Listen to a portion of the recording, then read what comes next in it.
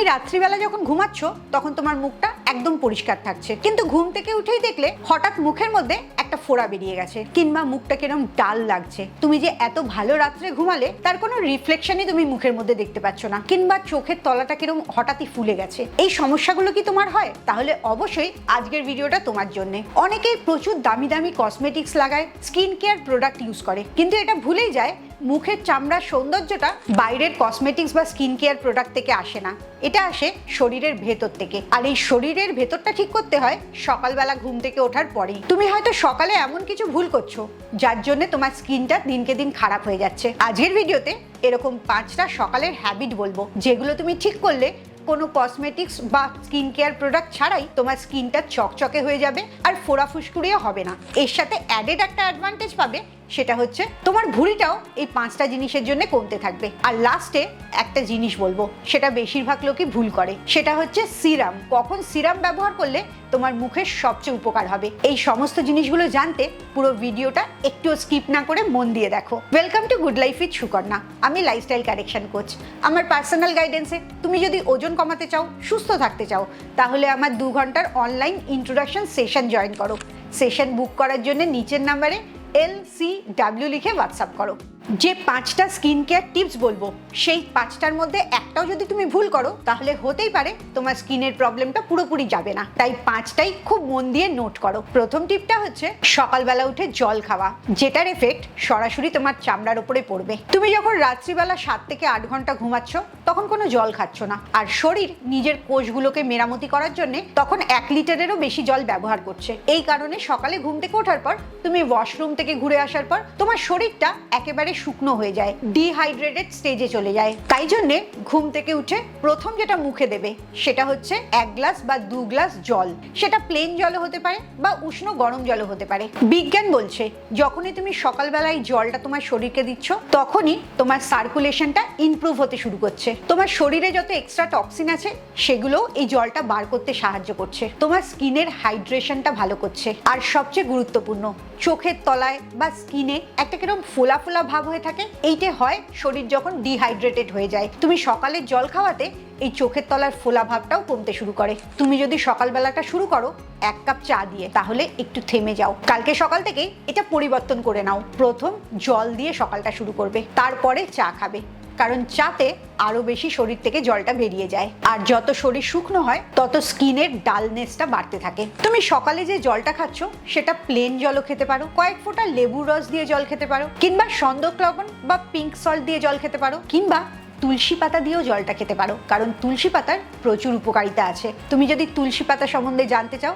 তাহলে এক্ষুনি আমাকে কমেন্টসে জানাও। আমি অবশ্যই তুলসী পাতার উপরে পুরো একটা ভিডিও বানাবো। তুমি ভেবে দেখো তো, তোমার যদি বাড়িতে গাছ লাগানো থাকে, সেটাকে জল না দিলে সেটা কিরকম নেতিয়ে থাকে, আর যখনই তুমি গাছকে জল দাও, গাছটা একটা নতুন প্রাণ খুঁজে পায়। ঠিক সেরকমই তোমার চামড়াটাও, যখনই তুমি সকালবেলা উঠে জল দাও, চামড়াটা নতুন করে জেগে ওঠে, অনেক বেশি ব্রাইট হতে শুরু করে। তবে শুধু সকালবেলা জল খেলেই তোমার সমস্যাটা মিটবে না, এটার জন্য তোমার স্কিনটাকেও পরিষ্কার রাখতে হবে। তাই সেকেন্ড টিপটা ফলো করবে, সকালবেলা স্কিনের যত্নের একটা রুটিন। তুমি রাত্রিবেলা যখন মুখটা পরিষ্কার করে ঘুমাচ্ছ, তখন বালিশে অনেক ডার্মাফাইটস থাকতে পারে, ধুলোকণা থাকতে পারে, যেগুলো খালি চোখে দেখা যায় না। সেগুলো সমস্ত তোমার স্কিনের ভেতরে ঢুকতে থাকে, প্লাস তোমার স্কিনের থেকে অনেক মরা কোষ ঝরতে থাকে, সেগুলোও স্কিনের গায়ে লেগে থাকে। তাই সকালবেলা উঠে স্কিনটাকে পরিষ্কার করা, স্কিনটাকে প্রোটেক্ট করা আর চামড়াকে পুষ্টি দেওয়া, এই 3টে ভীষণ দরকার। প্রথম স্টেপটাই আসছে স্কিনটাকে পরিষ্কার করা। তোমার যদি নর্মাল স্কিন থাকে,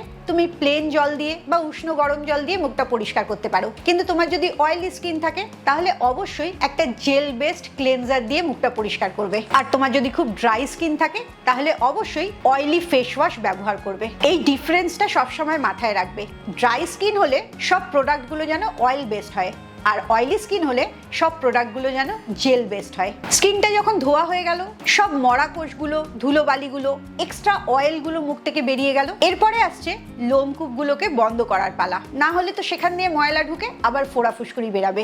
সেই কাজটা করে সেকেন্ড স্টেপ, টোনার যেরকম লোমকূপের গর্তগুলোকে বন্ধ করে, সেরকম স্কিনটাকে হাইড্রেটও করে। তুমি টোনার হিসেবে গোলাপ জলও ব্যবহার করতে পারো। এরপরে আসছে 3 নম্বর স্টেপ, ময়েশ্চারাইজার। মুখ পরিষ্কার করা হলো, টোনিং করা হলো, এবারে তাকে জল, খাবার এগুলো দিতে হবে। তুমি ভাবতে পারো তোমার অয়েলি স্কিন, তাই ময়েশ্চারাইজারের দরকার নেই। এই ভাবনাটা পুরোপুরি ভুল। আর তোমার শরীর যদি ড্রাই হয়ে যায়, স্কিনটা ডিহাইড্রেটেড থাকে, তাহলে তোমার স্কিনের অয়েলটা আরো বেশি বেরোতে থাকবে, আরো সমস্যা বাড়বে। তাই অবশ্যই ময়েশ্চারাইজার লাগানোটা খুব দরকার। এবারে আসছি 4 নম্বর এবং লাস্ট স্টেজে, সেটা হচ্ছে সানস্ক্রিন। এখানে বেশিরভাগ মেয়েরাই যারা বাড়িতে থাকে একটা বড় ভুল করে। বাড়িতে থাকা মানেই সানস্ক্রিন লাগাতে হবে না, এটা একদমই না। তোমার বাড়িতেও অনেক আলো আসছে, রোদ আসছে, সেটা জানলা দিয়ে হতে পারে, বারান্দা দিয়ে হতে পারে, কিংবা তুমি রান্না করতে যাচ্ছ, গ্যাসের উনুনের যে তাপটা সেটাও তোমার স্কিনকে ড্যামেজ করে। তাই কোনোভাবেই সানস্ক্রিনটা অ্যাভয়েড করা চলবে না। সানস্ক্রিন তোমার স্কিনটাকে নানাভাবে প্রোটেক্ট করে। মুখের মধ্যে পিগমেন্টেশন, যে দাগ ছোপ পড়ে, সেগুলো আসতে দেয় না। রিঙ্কেল পড়াটা আটকায়, তাই দীর্ঘদিন তোমার স্কিনটা ইয়াং দেখতে লাগে। মুখের ট্যানিংও আটকায়। সবসময় সানস্ক্রিনটা মিনিমাম SPF 30 কিনবে, তার ওপরেও কিনতে পারো, তবে SPF 30 যথেষ্ট। নিজের যত্ন নেওয়াটা কোনো সেলফিশনেস না, এটা সেলফ কেয়ার, যেটা তোমাকে আরো ভালো কাজ করতে সাহায্য করবে আর সেলফ কনফিডেন্সটাও বাড়াবে। কিন্তু এত কিছু করার পরও যদি তোমার সার্কুলেশনটা ঠিক না থাকে, তাহলে হতেই পারে স্কিনটা ডাল দেখতে লাগবে। তাই ব্লাড সার্কুলেশনটা ঠিক রাখার জন্য 3 নম্বর টিপটা কোনো মতেই মিস করা যাবে না, সেটা হচ্ছে হালকা স্ট্রেচিং কিংবা হাঁটাহাঁটি করা। সকালবেলা মাত্র 10 থেকে 15 মিনিট হাঁটলে বা লাইট স্ট্রেচ করলে তোমার চামড়ার গ্লোটা অনেক বেড়ে যাবে। কারণ সকালবেলা যখনই তোমার বডি মুভমেন্টসের মধ্যে যাচ্ছে, তখন ব্লাড সার্কুলেশনটা ভালো হতে থাকছে আর অক্সিজেনটা তোমার প্রত্যেকটি কোষ খুব ভালো করে নিতে পারছে। তার সাথে সাথে অবশ্যই এক্সারসাইজ করা মানেই তোমার স্ট্রেস হরমোনটা কন্ট্রোলে এসে যাচ্ছে আর লিম্ফ নোডের ড্রেনেজটাও খুব ভালো হচ্ছে। এই এতগুলো উপকারের জন্য মাত্র 10 থেকে 15 মিনিট হাঁটাহাঁটি করলেই তোমার স্কিনের গ্লোটা কয়েক গুণ বাড়িয়ে দিচ্ছে আর স্কিনের নানা রকম প্রবলেমটাও কম করছে। তাই সকালবেলা যতই ব্যস্ততা থাকুক, বাচ্চার টিফিন বানাতে হবে, অফিসের তাড়া আছে, ঘর পরিষ্কার করতে হবে, যাই থাকুক না কেন, নিজের জন্য এই 10 থেকে 15 মিনিট অবশ্যই রাখবে। তোমার যদি বাইরে হাঁটতে যাওয়ার সময় না থাকে, কোনো অসুবিধা নেই, বাড়িতে ছাদ থাকলে ছাদে হাঁটবে, বারান্দা থাকলে বারান্দায় হাঁটবে, কিংবা কোথাও যদি কোনো জায়গা না থাকে তাহলে স্পট ওয়াকিং করবে, একটা জায়গায় দাঁড়িয়েই হাঁটবে আর হালকা স্ট্রেচিং করবে। Shoulder stretch, leg stretch, hip stretch, একটুখানি শরীরটাকে সারাদিন চালাবার জন্য রেডি করবে।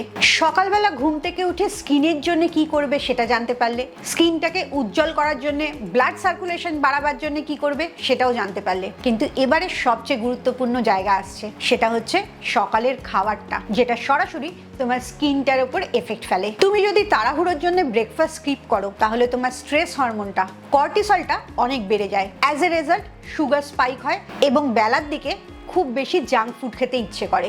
আর সুগার স্পাইক হওয়া মানে কোলাজেনটাও ড্যামেজ হচ্ছে। তাই ভালো ব্যালেন্সড ব্রেকফাস্ট করাটা তোমার স্কিনের জন্য খুব দরকারি। ব্রেকফাস্টে 3টে জিনিস অবশ্যই রাখবে, একটা হচ্ছে প্রোটিন, একটা হচ্ছে ফাইবার, আর একটা গুড ফ্যাট। এই 3টেই তোমার স্কিনের জন্য খুব প্রয়োজনীয়। প্রোটিন বলতে তুমি ডিম খেতে পারো, ছানা খেতে পারো, পনির বা টোফু খেতে পারো। ফাইবার বলতে তুমি যে কোনো ভেজিটেবলস খেতে পারো। আর গুড ফ্যাটে অবশ্যই ডিমের কুসুমটা থেকে গুড ফ্যাট পাচ্ছ। আর যদি তুমি ডিমটা না খাও, তাহলে নাটস অ্যান্ড সিডস খেতে পারো, সেখান থেকেও গুড ফ্যাটটা তোমার চামড়া পাচ্ছে। তুমি আমাকে বলতেই পারো, তাহলে তোমার ফেভারিট ব্রেকফাস্টটা কি হবে? আলুর দম লুচি বা স্যান্ডউইচ বা আলু পরোটা বা অন্য কিছু, এগুলো কি তাহলে বাদ দিয়ে দিতে হবে? একদমই না।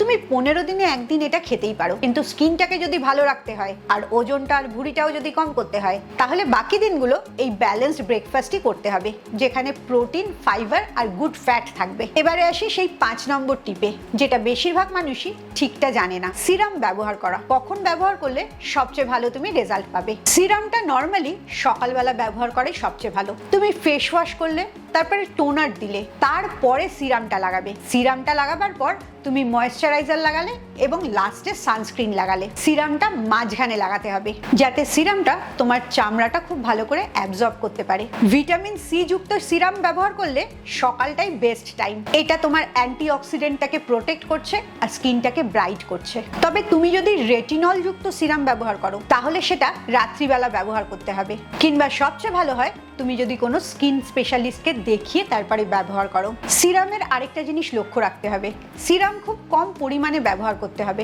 2 ফোঁটা নিয়ে সারা মুখে লাগিয়ে নেবে।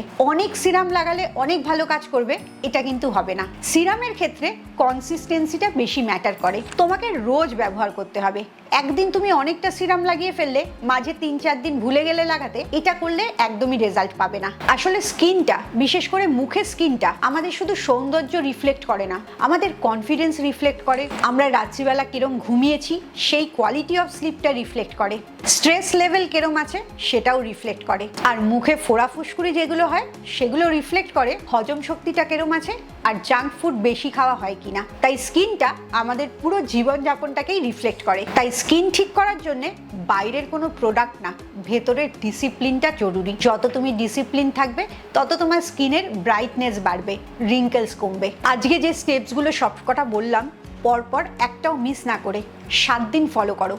7 দিন পরে আমাকে কমেন্টসে জানিও তোমার স্কিনের গ্লোটা কতটা বাড়লো, আর কবে থেকে তুমি এই 7 দিনের চ্যালেঞ্জটা নিচ্ছ সেটাও আমাকে কমেন্টসে জানাও। তুমি যদি 30+ anti ageing skin care routine জানতে চাও তাহলে সেটাও আমাকে কমেন্টসে জানাও। তোমরা অনেকেই আমাকে বলো সব ডায়েট ঠিকঠাক ফলো করছো, এক্সারসাইজ করছো, মেন্টাল স্ট্রেসও নেই, কিন্তু ওজনটা কমাতে পারছো না, ভুঁড়িটা কিছুতেই কমছে না। এটার কারণ হতে পারে তোমার রাত্রের ডিনারের সময়টা। শুনে খুব অবাক হলে? এটা একদম সত্যি কথা। সবকিছু ঠিক করার পরও যদি তোমার ডিনারের সঠিক টাইমটা না থাকে তাহলে তোমার ভুঁড়িটা কমবে না। কোনটা সঠিক ডিনারের টাইম সেটা যদি জানতে চাও আর ম্যাজিক্যালি ওয়েট লস করতে চাও তাহলে অবশ্যই আমার পরের ভিডিওটার জন্য অপেক্ষা করো। খুব ভালো থাকো, মানসিক আর শারীরিকভাবে একদম সুস্থ থাকো। আবার পরের ভিডিওতে তোমাদের সাথে দেখা হচ্ছে।